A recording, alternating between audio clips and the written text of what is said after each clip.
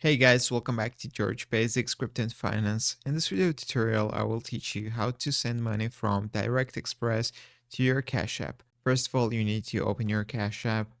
Then you need to click your profile icon in the top right.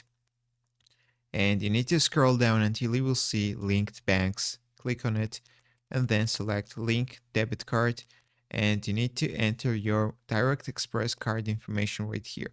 So you need to enter debit card number, expiration date, CVV, and zip code. So once you're done, you need to click the button in the bottom, link card, and you will link your Direct Express card to your Cash App account. So once you will link this card to your account, then you will be able to deposit money to your Cash App.